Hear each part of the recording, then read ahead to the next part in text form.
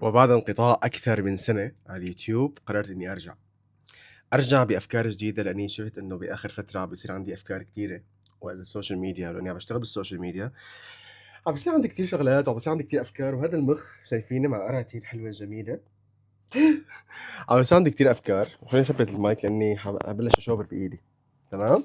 طيب، مرحبا، مساء الخير. يلي ما بيعرفني أنا مؤيد، عايش بالإمارات صار لي تقريبا 4 سنين وكذا. فاليوم حابب أحكي لكم أكثر ببودكاست بغرفتي المتواضعة جدا اللي هي وراي، تمام، عن حياتي وعن الشغلات اللي عم بتصير معي. ما حتكون الأخيرة لأني أنا حفتح بودكاست لحتى يصفى مخي وأحكي الشغلات يلي ما أحسن أحكيها بالإنستغرام، لأني خوارزمية الإنستغرام سيئة، وكل حدا بيشوف هذا الفيديو بيعرف إنه خوارزمية إنستغرام سيئة. فأنا قررت إني أشيل كل الأفكار يلي أنا حابب أحكيها وأحطها على اليوتيوب في بودكاست بغرفتي. ومرحبا. طيب أحد أهم الشغلات اللي من آخر فترة كنت عم بعمل فيها سكرولينج اللي هو قد إيه مهم إنك أنت تحط حالك بمكان القوة.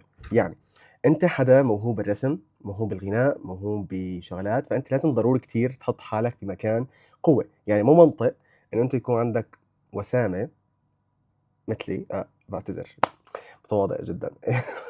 طيب، فالفكرة إنه مو منطق إنه يكون في حدا وسيم قدامك ممثل بس بالأخير بيشتغل براديو. تحس إنه أول كلمة بتقول له إياها لرفيقك بتقول له إنه أنت عم تضيع يعني موهبة أنت عندك إياها already. حدا بيكون صوته حلو تلاقيه كاتب. طيب أنت هون في عندك أنت شيء أنت بتتميز فيه، أنت في عندك شيء بريحك من شغلات إنه أنت تتعلمها من الصفر. فاكتشفت مؤخرا في رحلتي بصناعة المحتوى، آه، أيا يكن، إذا حدا ما بتابعني بس تدخلوا على الانستغرام تعرفوا إنه شو عم بعمل هنيك، وأساسا أنا بلشت من هنيك. تمام. فالفكرة إنه أنت لما تكون أنت بمحط قوة، يعني أنا صار لي 10 سنين بتمرن من وقت ما كان عمري 17 سنة. كان في عندي طريقين: يا إما أكون ماشي بحياة صحية وإني ما بدخن، ما بأرجل، ما بعمل شغلات سيئة، يا إما إني أروح على الرياضة والحياة الصحية وما إلى ذلك. والحمد لله صار لي تقريبا 9 سنين وشوي، 10 سنين بهذا الموضوع، ومبسوط كتير. فالفكرة إنه أنا يمكن أكون غمشت أو غبشت، لا هذه شو، ما غبشت، إيش اسمها، همشت، أكون همشت جزء كتير مهم من حياتي، اللي هو أنا رياضة وملتزم بصحتي، ملتزم بشغلات العادات الحلوة بحياتي وبعد العادات السيئة. فهي نقاط القوة يلي أنا ما عم اتبعها بحياتي. وكل شخص بالحياة دوما لازم يحط حاله بأماكن قوة، وهذا الصح، لأني بالأخير لازم تستغل جمالك، صوتك، كتابتك، شغلة أنت موهوب فيها من دون ما حدا يعرف كيف. حتى التزامك، يعني حتى أنا باعتبر الالتزام هو يكون موهبة عند هذا الشخص بكل شيء بالحياة. فكتير مهم تعمل هذا الشيء. فقررت إنه بأنه عندي أفكار كتير كتيرة، وأنا عن جد حدا قد أكون وصلت لمرحلة ما إني أنا مرتاح قدام الكاميرا وإنه قاعد عم بحكي كل هذا الكلام. فقررت إني أفتح يوتيوب وأرجع لكم بهذا الفيديو. طيب.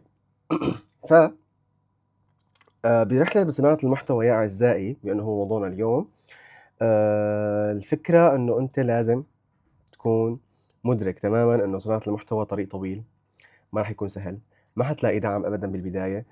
الناس اللي هنن حواليك هنن واللي بيعرفوك ما كتير راح يدعموك، الأشخاص الغريبة رح تدعمك أكتر، وهذا الشي بيفرح، ويمكن تلاقي ناس بيدعموك أكتر من أهلك حتى يا زلمة. في ناس رح تحبك عن جد، وفي ناس رح تكره نجاحك، وفي ناس تعرفك وتتابعك وحتوصل يمكن أنت لأرقام كتير كبيرة، بس رح تلاقي الناس القريبة منك أو الناس اللي بتتابعك وعرفتك معرفة شوي شخصية ما كتير عم تحط لك مثلًا لايكات، كومنتات، عم تشير، لأ عم تدعموك أكتر بالتعليقات، وإنما لمّا يشوفوا إنه أنت عم تنجح وإنه في ناس غريبة عم تعلّق لك وهي مبسوطة لك عن جد من قلبها، هون بيقول هذا الكبرياء تبعه إنه لأ أنا لازم أعلّق هون مشان أبيّن إنه أنا داعم لإله. ولكن بالمرحلة اللي بيناتهم بتحس حالك إنه أنت لحالك. عن جد، عن جد، يعني هذا الموضوع بيصير معي عن جد. أنا لمّا أول ما بلشت بصناعة المحتوى ما لقيت أي دعم أبدًا. حتى رفقاتي أجوا يوم من الأيام قالوا لي: "لأ أنا بانصحك إنه توقّف أنت بهذا الشي." مع إنه أنا كنت بوضع سيء وما كان عندي أي مقومات، ولكن كان عندي هدف، كان عندي رؤية، أنا حابب أكون مؤثر بالشباب، لأني ما باريد حدا يغلط بالشي اللي أنا غلطته بحياتي. إن كان على صعيد الغربة ولا كان بصعيد الدراسة ولا كان أنا ما بلش أساسًا السوشيال ميديا من كتير زمان، ولكن أنا حابب أكون إيجابي وأودّي نظرتي الإيجابية للعالم، وعن جد الحياة ما لها مستاهلة إنك أنت تحمل فكر سلبي، إن كنت أنت بعلاقة أو بصناعة محتوى يعني كنت قدّمت شي ما له منيح بعدين أنت شي ندمت عليه، الوقت الآن إنك تهدى وتروّق وتبعد عن كل شي على السوشيال ميديا وتصفّي راسك وتفكّر بيني وبين حالك، عن جد هذا أهم سؤال ممكن تسأله أهم سؤال ممكن تسأله لحالك، ما باعرف أحكي فهاد هو أهم سؤال ممكن تسأله لحالك، لمّا تهدى وتسكّر كل السوشيال ميديا وتقعد بينك وبين حالك قدّام لابتوبك هيك يعني هون هيك قاعد على الطاولة وقاعد عم تحكي مع حالك، شو الشغلات يلّي أنا إذا عملتها رح تكون عم بترجع لي بطريقة حلوة، عن جد فكّر بينك وبين حالك، ومين الأشخاص يلّي أنا بارتاح لمّا أحكي معهم، يمكن هدول الأشخاص مَنّا موجودين بحياتك، ولكن تأكد تمامًا إنه لمّا تحكي معهم أو تقدر تحكي معهم حتكون أنت مرتاح، إذا قدرت تحكي معهم كان بها، ما قدرت تحكي معهم أو مستحيل إنك تحكي معهم، بافضّل إنك تكتب، يعني بصراحة أنا باحوي شوية دفتر وقلم لحتى أكتب هدول الشغلات، فبس هدول القصص اللي أنت ممكن تحكي فيها، وتعملها بحيث إنه أنت دخلت بحيث إنه أنت لمّا تدخل بهذا الmood إنه أنت ما عم تزبط معك الأمور.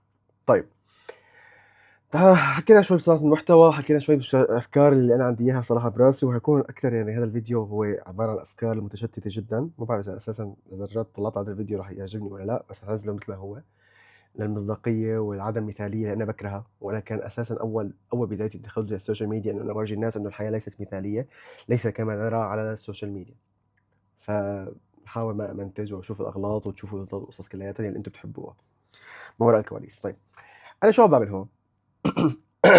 أنا طلعت من سوريا غصبٍ عني، ودّعت أمي، ودّعت أبوي، ودّعت كل رفقاتي، ودّعت شغلات أنا كتير باحبها بسوريا، وقررت إني أسافر لدبي، ومن هون قررت إني أبلش الرحلة، تركت الهندسة، وتركت كل شي باحبه بالهندسة، مع إنه أنا طلعت بتقدير جيد جدًا، ولكن كان عندي شغف إني أطلع قدام الكاميرا وأحكي، إني أقنع الناس، إني أكون ذو ضحكة، ذو إيجابية، إني أنشر التفاؤل والعلم.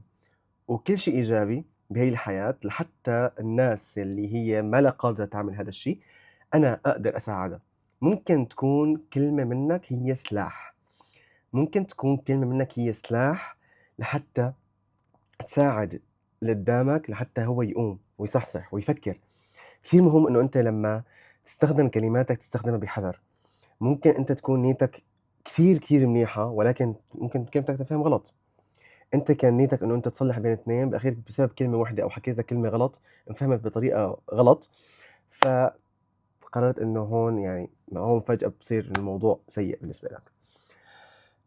بس، فهيك يعني أنا كنت حابب بس هيك أحكي معاكم شوي أكتر عن القصص اللي عم بتصير معنا بالغربة، وأنا بصراحة رحلتي بالإمارات يعني خلال ال4 سنين الماضية كانت مليانة قصص، مليانة كتير شغلات، مليانة علاقات، باخفيكم. مليانة تجارب، تجارب بالشغل، تجارب بتركة الهندسة، بقرارات صعبة أخدتها بحياتي، خاصةً وأنا عايش لحالي، وما عندي حدا هون من قرايبيني هون يعني، فالحمد لله، الحمد لله، أنا ممتن لكل لحظة عشتها بسوريا، كل شخص تعرفت عليه، كل شخص ساعدني بالإمارات، كل شخص قال لي كلمة حلوة بالإمارات، إن كان بصناعة المحتوى والّا كان أول ما جيت والّا كان لليوم من 4 سنين لهلأ، أنا ممتن لكل لحظة علّمتني فيها الإمارات شو يعني كلمة إنك تشتغل عن جد على حالك كل يوم على صحتك وعافيتك وعلى نهدى شوي wait دقيقة، على صحتك وشغلك وأهلك وعلاقاتك وكيف توازن بيناتهم، ممكن أكبر الوقت يعني الناس عايشين بالإمارات هن بيعرفوا إنه الوقت بيروح بالشغل أغلبه، ولكن أنت بيروح بشغلك ويعني وقتك أغلبه بيروح إنه بشغلك وبرياضتك وإنك تحكي مع أهلك، وعم بتخطط كمان شو تعمل لبكرة صراحة، لازم نسعى، أنا برأيي إنه لازم نسعى كلياتنا بهي الحياة لحتى نوصل للشي اللي بدنا إياه، وما نستسلم، وباعتقد إنه الأشخاص اللي بتستسلم هون كتيرة، لإن ضغوط الحياة كتيرة. فما عندك وقت كتير لحتى تطور من حالك، مثل ما أنا هلأ ما عندي وقت إني أمنتج هذا الفيديو، حانزله مثل ما هو، ولكن قررت إني أبلش. المهم إنك تبلش، وإن شاء الله هيك حيكون كل أسبوع في عنا فيديوهين حنزله بمؤيد بالغرفة. وإن شاء الله هيك يعجبكم، وأشوف هيك تفاعل منكم إن شاء الله. ما تنسوا تعملوا لي لايك، سبسكرايب، وقصص مجنونة. واللي بده يعني كمان بتدخل لتحت تلاقي الانستغرام تبعي. بتشرف فيكم كلياتكم، وبتمنى لكم رحلة سعيدة وأسبوع سعيد، وإن شاء الله نراكم بالفيديو الجاي. هي فقط البداية.